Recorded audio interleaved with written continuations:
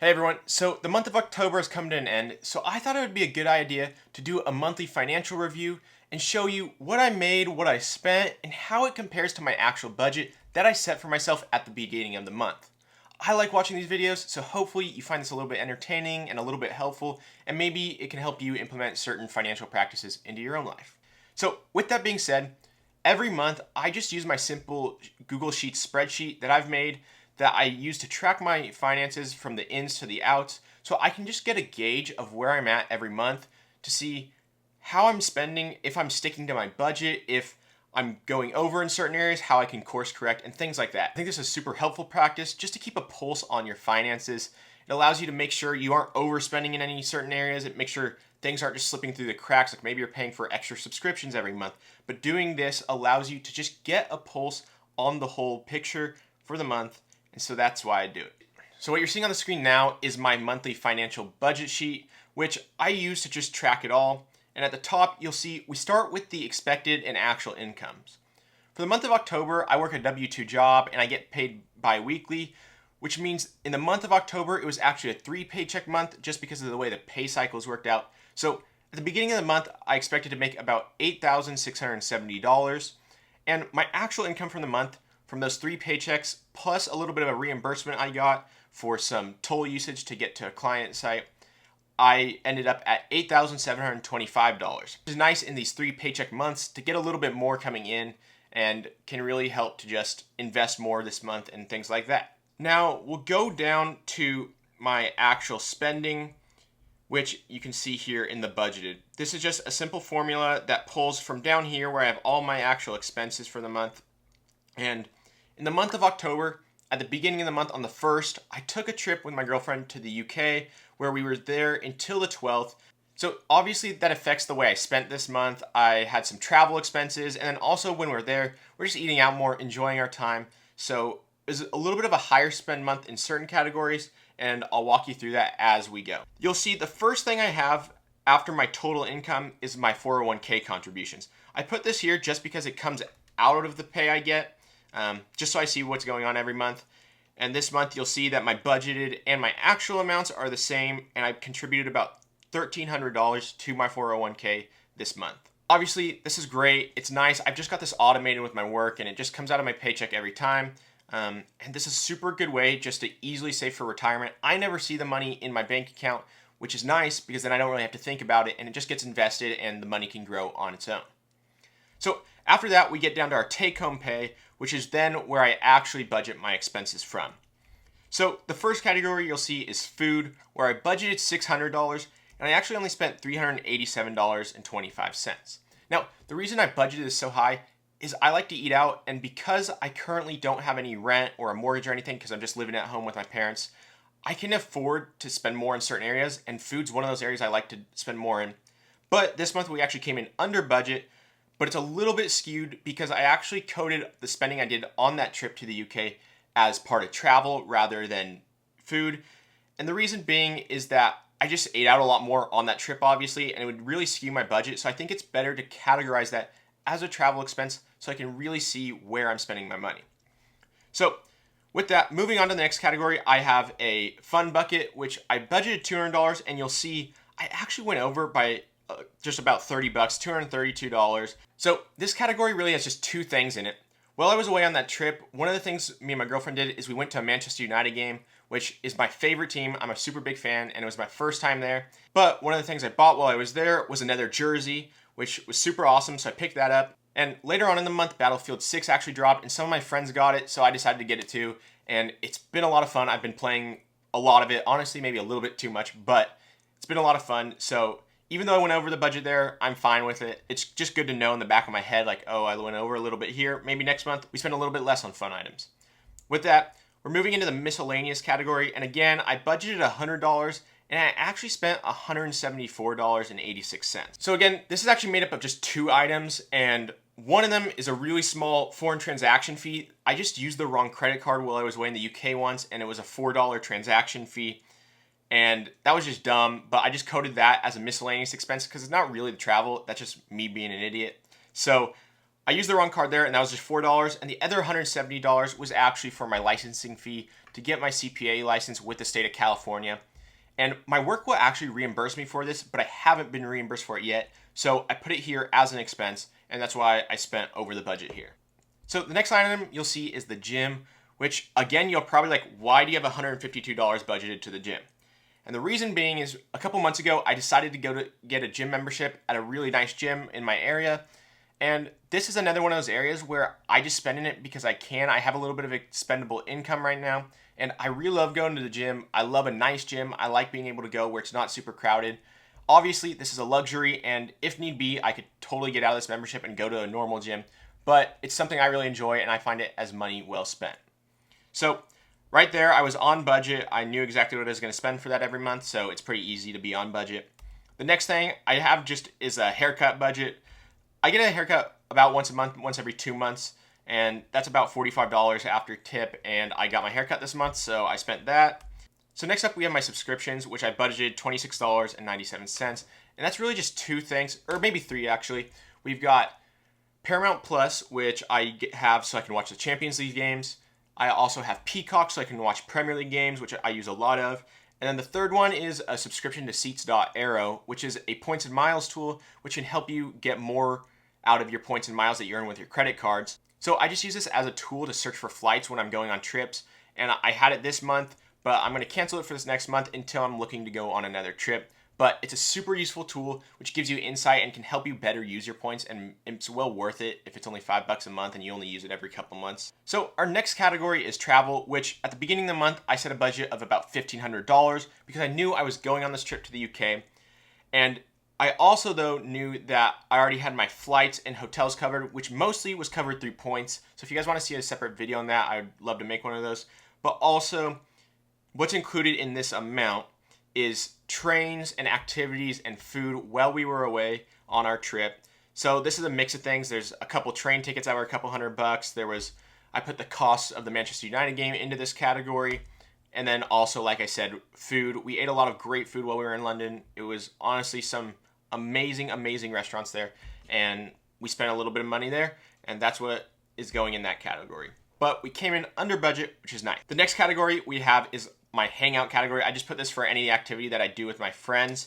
I budget $100 for this every month. It's usually around that or less. But this month you'll actually see that I went over. I spent $380, which the reason being is that I have a bigger expense in there for a buddy's bachelor party that's coming up in December, and we booked an Airbnb. So that is what we have there. Also in that is like some golf that I played this month, and yeah, that's what goes into that category. So moving on, the next category we have is gifts. I budgeted for $100 and I actually spent $198.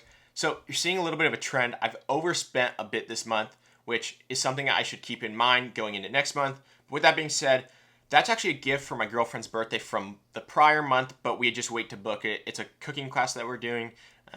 We've done one before. It's a lot of fun. And so that's that. And then my next category is dates, which I budgeted $200, and then I actually spent a little bit under at $181 this month. This is just anything I do with my girlfriend that I pay for goes into this. So whether it's food or an activity or things like that, it goes here. So under in that category.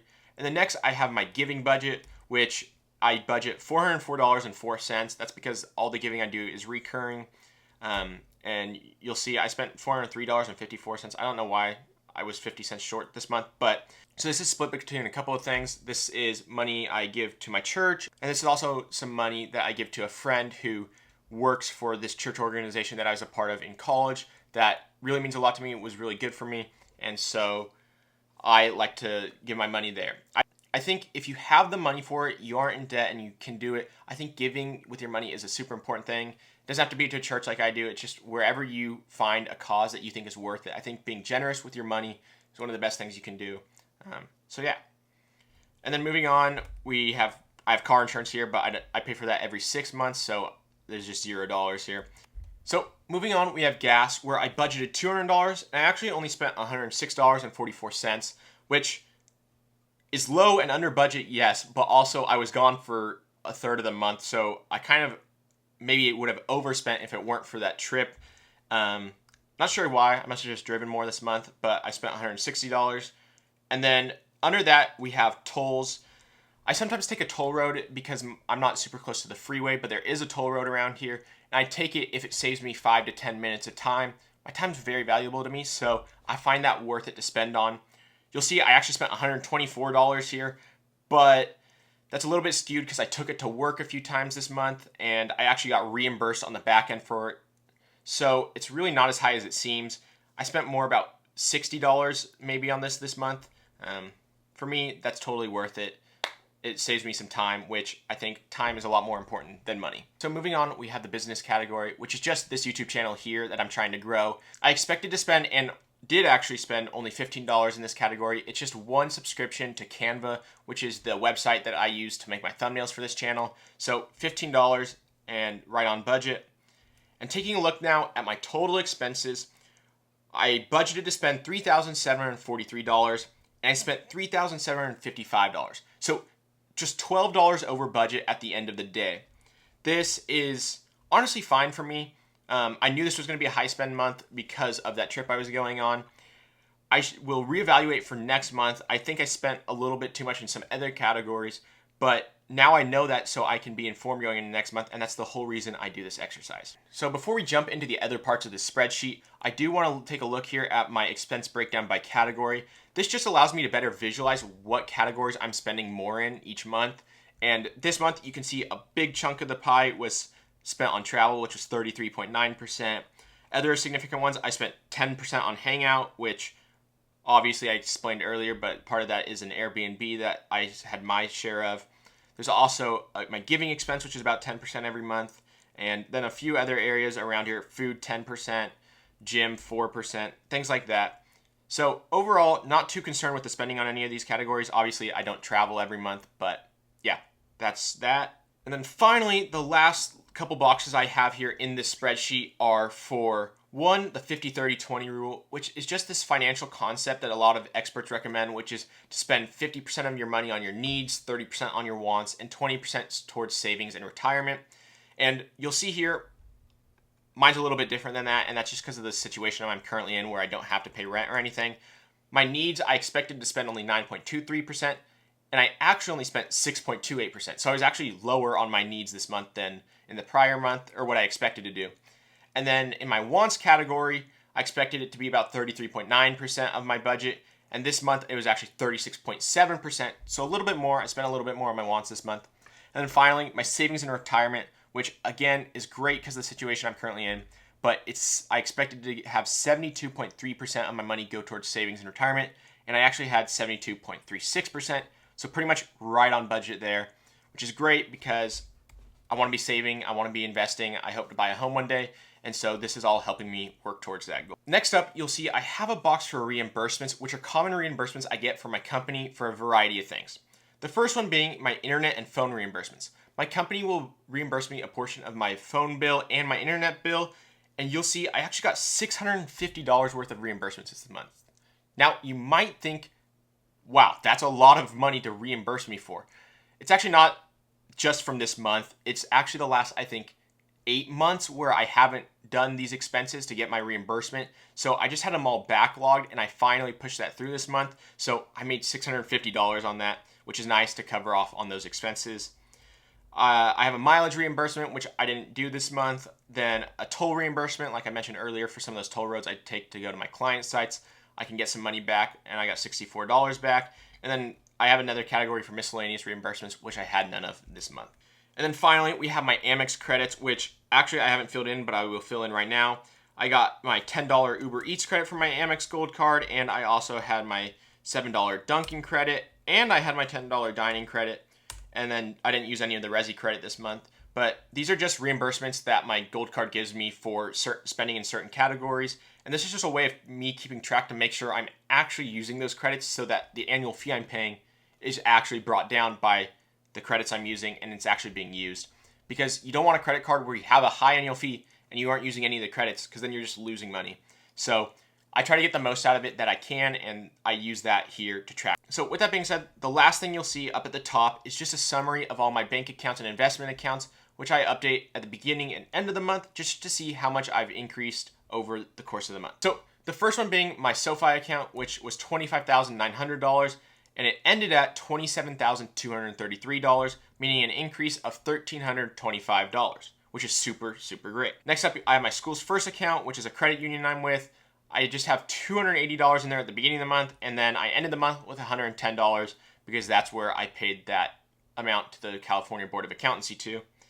And next up, I have Robinhood, which is what I use to invest in a traditional brokerage account, and there I started the month with $42,141, and I ended the month with $44,682, meaning an increase of $2,541, which is pretty great, and again, really happy with that. Moving on, we have my Fidelity 401k account. I split this up into two categories, my vested and unvested balances, because if I left the firm today, I wouldn't be able to keep some of that unvested balance. So I only really care too much about the vested amount, but it's nice to see the unvested just for future reference. So with that being said, in my vested amount, I started the month with $24,054, and then I ended it with $25,540, meaning an increase of $1,485. And then on the invested side, we had $4,700 compared to an ending of $4,964, meaning an increase of $201. So at the end of all that, with all my income and all my expenses, how much did my accounts actually increase? You'll see here that I actually increased my total balances by $5,382.97, which is super, super great, the most in a long time. Reason being is I'm now making more money than I ever have, and also it was a 3-paycheck month, which just meant I had more income, and thus my expenses, even though they stayed relatively the same, resulted in an increase in my net worth of about $5,380, which is fantastic. I love to see that. So with that, thank you very much for watching. If you like this video, please consider subscribing. I'm trying to grow this channel. I share finance, productivity, day in the life sort of things on this channel. So if you think that would be interesting to you, please consider subscribing, and maybe check out this video over here that YouTube thinks you would like as well.